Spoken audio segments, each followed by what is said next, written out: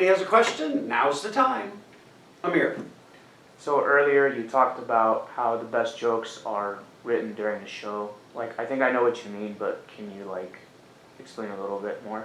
Okay. Yeah, it's true. My belief is, and I think a lot of comics would agree with you, is that the best jokes that I've written is what I call inside the show. Okay. And there's several ways of, so first of all, let's make the distinction between what's writing outside the show and what's writing inside of a show. Okay.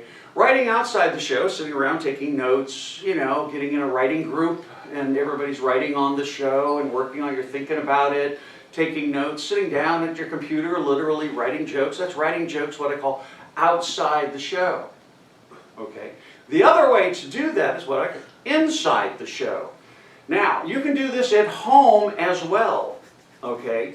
You can get up and go through the show and what I call deregulate it and see if you ad-lib a few things and make sure you record it. Some things might come up to you while you're living the experience of pretending to perform. You might come up, and I used to, would come up with little jokes along the way there. Now you're writing inside your show because you're getting up and pretending to perform.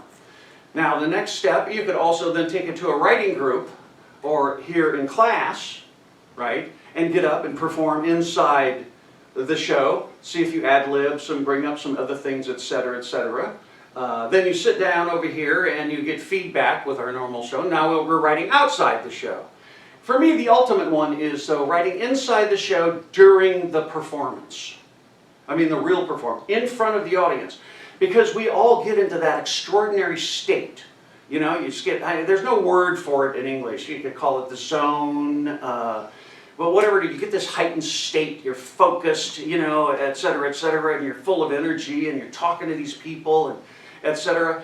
And if you deregulate, in other words, don't memorize the words, and you're working in picture, sounds, and feelings like I want to, and you're seeing the sensory world of what you're talking about, and you're living it as if it's real, you could very well come up with not just tags and sometimes even bits and extra areas to open up for the routine. I have even written an entire bit, and I've had students in my classes when I pushed on them inside the show. Right? I mean, just write a bit, a whole like 2 or 3 minute bit right there. All you had to do is transcribe it, play around with it.